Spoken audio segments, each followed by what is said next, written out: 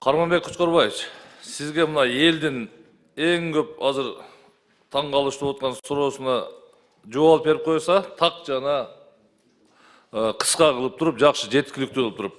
Учурда коомчулуктун жардамы менен мына Хамза, Аслан, Байхан деген бөбөктөрүбүзгө акчалар чогултуп жатат. Элге рахмат бирок. Мына президентибиз, урматтуу президентибиз Садыр Нуркожоевич баш болуп, мына активист жанагы жигиттер Аскар Авто Дубай деген жанагы Атакул Пайпай деген жигитибиз бар. Ошол жигиттер мына түп көтөрүлүп кыргыз. Мен өзүм да мына Нокатта кече жүрүп келдим. Айылдарда жүрөт, биздин өзүнүн айылда айыл башчылар чогултуп жүрүптүр. Биз да үй бүлөбүз менен ата-энем, бир туугандарым колунан келген немесин коштушу жанагы коробкасына. Эми ошол жерде айылдагы элдерде кызыктуу суроо болуп атат да. Бул кандай оору? Бул сейрекешүү сыма деген оору кандай оору экен дейт. Бирок ошол ооруга керектүүчү Золгенсма деген кымбат дары кандай дары тактадыңыздарбы, такта бербейсиздерби? 170 миллион сомдуктагы бир укол болобу деп ар кандай талкуу, барган жеринде ушу талкуу болуп атат. Ушул жөнүндө бир жакшы айтыңызчы, мына угуп турайлы. Саламатсыздарбы, урматтуу биздин депутаттарыбыз. Бул оору боюнча бизде маалыматыбыз бар, бирок ушул дары боюнча бизде жок болгондуктан, кымбаттары башка мамлекетте болгондуктан акча чогултуп, ошол жактан алганга туура келди. Ал эми биз ошол мамлекеттерге кайсы жерге бара турган болсо дагы министрдин атынан кат жазып, жардам берип, каттарды жөнөтөбүз посольствого. Ошол дарыны алып келсе, ошол дарыны алгандан кийин айгабы? Келип эле кыз азыр мисалы министр келсе, может так жакшы жооп берсе керек эле. Мына келбеди, өткөндө эле өзү айткан.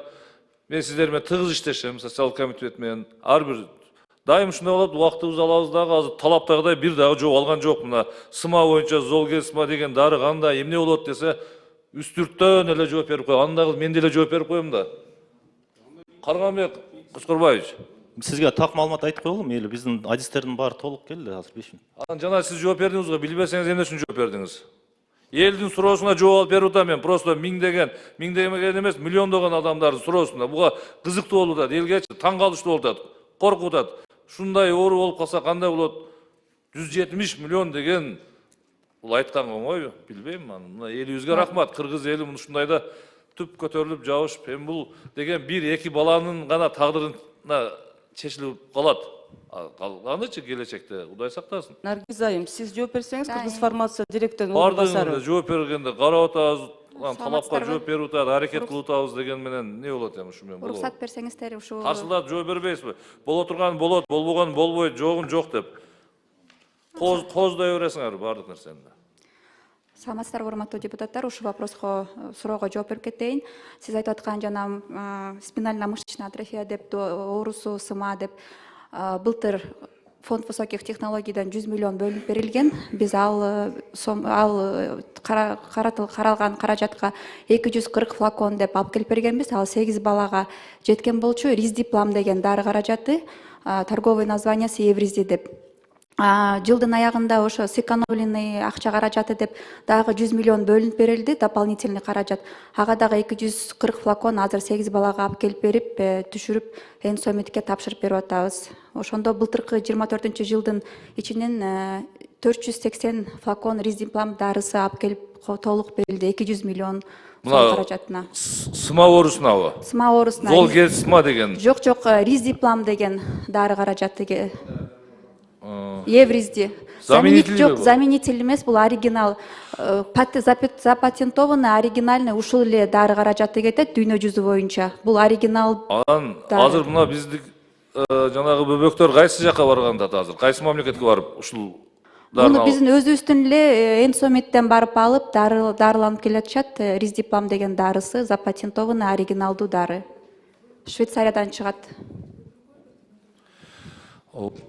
Сиз башка эле Жок, жок, жок. Суроолорго жооп берип атасызбы? Ошол эки сиз айтып аткан дары, сиз аналогду айтып атасыз, мен оригинал дарысын айтып атам. СМА деген спинально-мышечная атрофия деп биз бир эле дары жөнүндө Мен башкача айтып аткан жокмун эч убакта. Сиз түштөн кийин келип алып башты айландыра бербесеңиз өзүңүздүн туура көрүп. Наргиз айым, ошол дары берип атпайм суроону. Ошол дары Карганбек Кочкорбаевичке. оригинал. Анда угуп туруңуз. Запатентованный оригинал дарысын алып. Анда угуп туруңуз. Башынан суроо берем мен сизге. Учурда коомчулуктун жардамы менен Хамза, Аслан, Байканга акча чогултуп жаткан. Бул сейрек кездешчү СМА деген оору кандай оору экен деп. Ошол ооруга керектелчү Золгесма деген кымбат дары кандай дарын тактадыңыздарбы дейм. Ушул дары менен айып кетишине кепилдик бересиңерби десем, сиз баягы 480 флакон алып келдим, анан муну алып келдим, 100 миллион бөлүндү. 100 миллиону кайсыга бөлүндү? Сом менен айтып атасызбы, доллар менен айтып коюң. Бул жерде 2 миллион доллар жөнүндө сөз болуп атат. Бир дары 2 миллион доллар болуп атат. Так жооп бериң эми. Бир флакону. Кимиңер жооп бересиңер? Наргиз айым, сиз айткан азыркы дары дармек. Ушунду үйрөнүп калган. СМАга берилген биздин Айландырып жооп берип туруп, Ошол- туруп элдин башына айландырып туруп кетип каласыңар.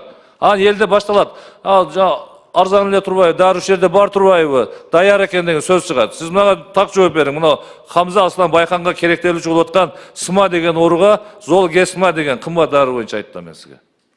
Так жооп берсеңер. Туура суроо берип атасыз. Ошо СМА дегенге эми дүйнө туура болуп жүзү калды. боюнча эки эле ошо дары колдонулат. Сиз айткан дары, анан Риздиплам деген дары мындай доказательный медицинада экөө колдонулат. Анан жанакы Золмигрен, да, бул дары каражаты өзүнүн эффективнүүсүн көрсөткөн эмес, Риздиплам көрсөткөн, запатентованный оригиналный дары деп Швейцариядан чыккан. Ошол дары каражатын Кыргыз фармация аркылуу 24-жылы 200 миллион сом каралып, ошол дары каражаты алынып келип берилди. Бүгүнкү күндө Энсомитке берилдик. Риздиплам. Сиз вообще эле башка жакка кетип калдыңыз. Жооп бере алган жоксуз. Мына биздин коллективдагы канаттандыңарбы суроого? Урматтуу депутаттар. Депутаттар канаттанбагандан кийин карапайым эл аякта угуп отурган баш түшүнгөн жок азыр. Башка дагы эле айландырып эле башка суроону жооп берип атасыз. Кыргызстан боюнча азыр канча ушу СМА менен ооруп аткан Канат Темирбекович, бар? Айтып бериңизчи. Бири да даяр эмес, жооп бере албайт. Көрдүңүздөрбү? Мына көрүп турасыздар. Канат Темирбекович жооп берем дегендей кылып атат, угуп көрөлүк, Ар бирин бирден угуп отура беребиз. Эми убакыт албай, билгени жооп бербейби бу жердечи? Бу жерде толтура депутат отурат азыр. Суроолорун даяр кылып алып отурат мына. Совет Рустамбекович, Канат мырза, сиз жооп бериңиз. Так жооп бергиле. Кимиңер так жооп бересиңер? Наргиз айым, себеби силер ушул дары боюнча бизде 30 канча бала азыр ооруктап атат? 28 бала. 28 бала. Мына силер эмне себептен ушул маселе болуп көтөрүлдү? 8 балага эле силер бир бул дарыларды алып бердиңиз, кайра да алып бердиңер, кайра да 16 плюс да 8 балага. А калган балдар эмне болду? Жетпей калды. Ошондуктан бул балдар аргысыз ушундай реклама менен чогултатат бул акчанычы. Себеби деген башка балдар деле да калып калды да. Силер ошолорду так аныктабай, ошондуктан силер ушул дарыларды толук алып берген жоксуңар. Эгерде алып бергенгерде ушундай маселе болмок эмес да. Жок, бул жооп бере албайт ба? Айландырып эле унутуп жөн эле элементарный суроо жооп бере албай атат. Каяктан алып алып балдар азыр барабы ошо мамлекетке барып сайдырып келеби, же ушул жерде эле дарын алып келип алып саябы десем айландырып атат. Кыргызстандан Энсомиттен алып атышат бул дары каражатты. Мына жыйналып аткан акчага ушул жерден алышабы? Ооба, биздин Мына эл жыйнаган акчага, эл жыйнаган. Өкмөт бизден бюджет бөлүнүп Мен сизге дагы үчүнчү жолу суроо беремби кайра? Мен сизге кыргызча суроо берип атам. Учурда коомчулукта жардам менен Хамза, Аслан, Байканга акча чогултулуп жатат. Ушул чогултулган акча боюнча балдар дарыны кайсы жерден алып туруп, уколду кайсы жерден алат деп атам. Тиги чет өлкөгө барабы, же уколду алып келип бере саябы деп эмне эле айландырып атасыз кайра? Урматтуу депутаттар, мен жооп берсем болотпу, уруксатпы ушул суроого? Мен Жооп бериңиз. Нышанбаев Мирбек, дары каттоо бөлүмүнүн башчысымын департаментте. Относительно лекарственного препарата Золгенсма хочу сказать, что этот лекарственный препарат стоит в настоящий момент достаточно дорого, да, около $2 миллионов да, цена этого препарата. Вот. Этот препарат в настоящее время, по моей информации, да, по Кыргызстану получил только один ребенок, Вот. И эффективность этого препарата в настоящий момент составляет всего, то есть эффект у этого препарата наблюдается только у детей максимально до 2 лет и весом менее 13 килограммов. Кыргызча жооп бере албайсызбы? Кыргызча билбейсизби? Айылдагылар сурап атат бул суроону. Бүт 90% эл айылда жашап атат. Кыргызча жооп берип коюңбу? Түшүнүктүү болсун. Элдин суроосуна жооп алып берип атабыз. Бул өзүм үчүн алып аткан жокмун мен. Эл ушуга аябай кызыгып калды. Коркуп калды даже. Карманбек Кошкорбаевич, жооп Ушундайдагы бермекчисиз. дары болобу деп бир немеси жанагы флакону 2 миллион доллар дегенди угуп элдин башы катып калды. Кудай сактасын. Так жооп берди десе бир жооп бере албайт. Бүгүн элде коомдо ызы чуу болуп атат. Коркушуп акчалар жыйнап, булар болсо бири даяр эмес. Карасаңыз сен жооп бер, 4 адам жооп берип атат. Биринин суроосу канатарлык эмес. Же бул маселени башкадан карайбызбы? Кандай кылабыз, Енара Калыбекова? Даярданып келсинби? Так маселе жоопторду алып беребизби элге? Даярлыгы кандай экенин. Процедурный, Илимбек мырза. Саламатсыздар, урматтуу депутаттар, урматтуу чакырылгандар, урматтуу ошол Минздравдын өкүлдөрү, бул кесиптештерибиз чындыгында ошол элге бир так даана маалымат алып берейин деп аракет кылып атат да. Наргиз айым, сиз кесибиңиз боюнча фармакологсузбу? Фармацевт высшим образованием мен ординатуранда бүткөм. Эки высший Азыр бул жерде бул Совет мырза ошол Золгенсма деген дары боюнча сурап атат. Сиз болсо бул жерде Ризиплан боюнча айтып атасыз. Эми дүйнөлүк практикада ошо спинраза, ошо 3 атайын ошо мышечная атрофия, спинальный мышечный атрофияны дарылай турган препарат бар экен, туурабы? Ошону ушундай түшүндүрүп айтпайсызбы? Совет мырза, сиз мына азыр сурап аткан дарыңыз, мына азыр жогоруда Канат мырза айтып кетти. 13 килограммга чейинки жаш балдарга ошо 2 миллион доллар бир флакону. Ошону алса жакшы болуп калат. Бирок ошол эле учурда андан арзаныраак мына Ризиплам дары бар. 13 килограммдан жогорку жаштагы балдарга аны сайсак ал деле жакшы кылат бул балдарды. Биз мамлекеттен мына 100 миллион доллар, 100 миллион сомго мынанча флакон алдык. Ризиплам мисалы ошол биз айтып аткан мынау азыр бүгүн кайсы дары деп атат элек азыр? Золгенсма. Золгенсмадан намного арзаныраак деп ушундай түшүндүрүп айтсаңыз түшүнөт да бул депутаттарчы. Өзүңүздөр путать этип эле бул жерде заблужденияга кирип атасыздар да. Тактана 3 ушундай дары бар. Үчөөнүн наимениясы башка болгону менен бирок эффекти бардыгы бир. Жакшы болот ошо дары менен деп эле түшүндүрүп койсоңор болот да бул жердечи. Арзаны анан эффективди көрсөткөн ошо Риздиплам запатентованный дары каражаты Швейцариядан чыгат. Бул дары каражаттын бир флакону Суммасы канча? 5000 доллардан турат бир флакону. Ошол флаконду биз быйыл 24-жылы 200 миллионго 480 флакон бул 16 балага деп алып келип бердик. Негизи балдардын саны 28 бала ооруйт, кичине жетпей калды. Курс ошондо канча флакон алат бир бала? Аны Курс лечениясы. Врачтар аныктап бериш керек канча кетет экенин. Ошо 240 флакон 8 балага эле кетет экен. 240 флакон 8 балага. Биз 480 флакон алып келип бердик 16 балага. А баланын саны 28 экен. Протоколду так билбейсиз. Врачтар айтып берет го. Эми мындайда азыр бул жерде коомдо ушундай бул резонансный иш болуп, мына учурдан пайдаланып элибизге дагы ыраазычылык билдирсек, андай туура болот. Элибизден айлансак аздык кылат экен. Мына азыр 2 миллион эмес, 3-4 миллион кийинки 3 балага чейин азыр жетип атат каражат.